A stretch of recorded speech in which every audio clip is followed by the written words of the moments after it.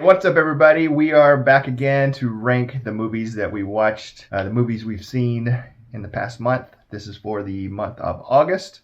We're a little late because somebody who's been sick forever. So yeah, so if you hear some coughing, that's just because he's bringing it to you. Yeah. He's fighting through the pain. My fifth favorite movie for the month of August is Rocky. It is an iconic movie, iconic music, iconic quotes, iconic scenes. We have the whole workout montage trope because of Rocky. But I bet most younger audiences, and maybe you're the same, would be surprised watching this movie because it's like a love story and it's got atypical characters and weird mannerisms and the way they speak is not what you typically see and probably not what you would expect. And I think the ice skating scene is kind of sums it up. That's my favorite scene in the entire movie. My fifth favorite was Kong Skull Island. I'm a big fan of the Monarch series. That's what I'm calling it. It was a very entertaining movie. It had great special effects. I enjoy those movies. All right, my fourth favorite movie for August was Batman Begins. Rocky's probably the better movie, although Batman Begins is awesome. But I do think that Nolan's Batman trilogy in general is overrated. When I say overrated, I think they're awesome, but fanboys just make them like they're the greatest thing of all time. But I mean, they are great. Yeah. My fourth favorite, Godzilla. I thought it was better than Kong Skull Island. It was like Jaws, where I think a lot of people didn't like it in the newer generation because it was slow. But I thought it was great because it was slow. And we didn't get to see much action until the very end. But the action we saw was excellent. And the fights was amazing. And at the end, that little blast at the mouth was awesome. Yeah. And I just think overall it's an excellent movie. All right, my third favorite movie for August is a Nolan movie, Oppenheimer. I think it was awesome. I'm so glad we got to see it on the big screen with surround sound. It really blows you away, pun intended. I know there's so much that I missed on that single viewing. I can't wait to watch it again to see, if it holds up and to see the extra layers to it. It's just such an immense work and immensely accomplished work, and I think it'll probably increase as time goes by. But as of August, there were still two movies that we watched that I enjoyed more. My third favorite movie, Jackie Brown. Excellent cast. Yeah. Excellent dialogue. The plot was great too. The main thing was the cast. I thought it was really good. Well, it's funny you mentioned that because my second favorite movie from August is Jackie Brown. Like you said, the entire cast is awesome. The whole movie, it's a whole vibe, as the kids say, although I'm not sure I'm using that phrase properly. It actually might be Tarantino's best work. I think it's underrated, though. Film nerds like me might say it's overrated, but it could very well be his best, although Pulp Fiction is my favorite. But it's just such a good movie. Like you said, the dialogue, the music, the cast, all around. Love Jackie Brown. I'm so happy you loved it too. My second favorite, Oppenheimer. It looked excellent. It sounded excellent. The cast was excellent. The acting was excellent. Everything is excellent about it, except for it's a little too long. They could have removed some scenes. Could they, though? We'll have to watch it again and decide. But that's why it's not my number one. All right.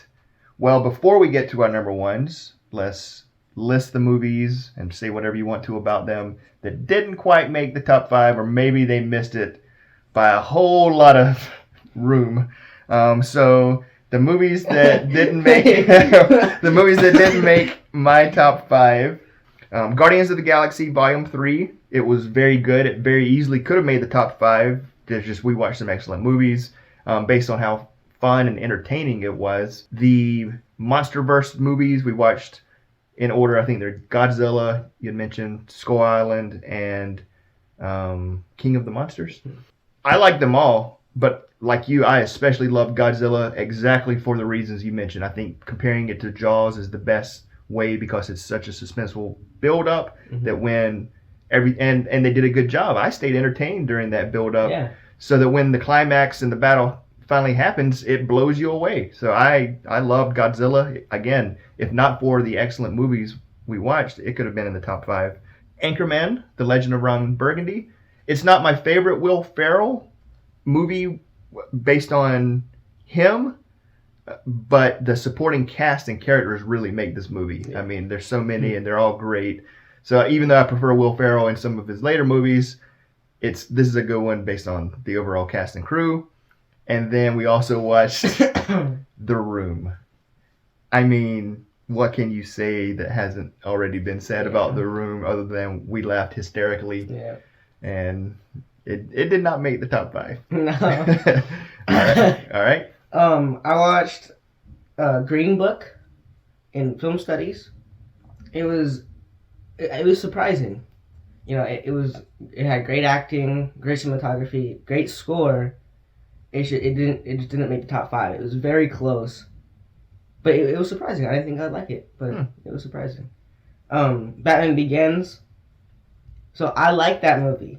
Mm-hmm. You know, I thought it was well made, but like the suit kind of looks weird, and like the way he screams or yells is get over here.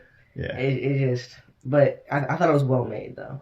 Yeah. And it was still good, but just, you know, that's why it's not in my top 5. Rocky, great acting, good plot, excellent musical score. Still didn't make my top 5, but still a great movie. Godzilla King of the Monsters had great battles still, great CGI, and just compared to the other ones, the plot was weak. Which, you know, the other ones, the plot was weak, but like this one's way more than the other monster movies. So I didn't like it as much as the other two. The Fugitive, I also watched in film studies. Good acting, good plot, good suspense. You know. You've seen the movie, right? Yeah. Anchorman, Legend of Ron Burgundy. Burgundy. You know, lighthearted, enjoyable, funny. Yeah. Guardians of the Galaxy Volume 3. Good humor, good action, good end to the trilogy. Just not in my top 5. And then The Room. It's hilariously bad.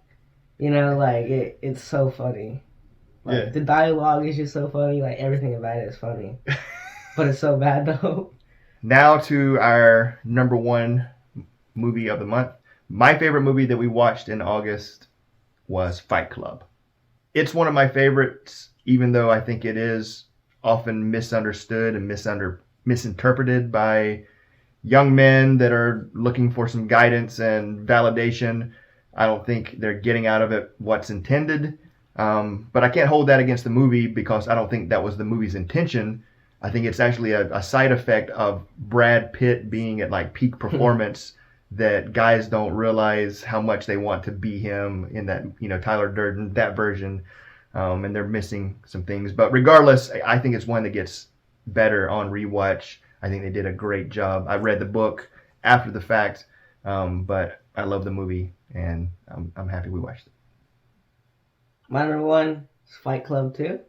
Also, I didn't know they made a sequel. Amazing acting, awesome plot, good lighting, good cinematography. Good lighting and cinematography. That's great. Yeah, but just it was amazing acting.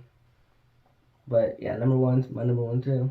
All right. Well, we would love to hear what you think about our opinion of these movies if you've seen them, and also what were your favorite movies that you watched in the month of August. Sorry for getting this out late. But until next time, take care of yourself, and thanks for watching. Bye.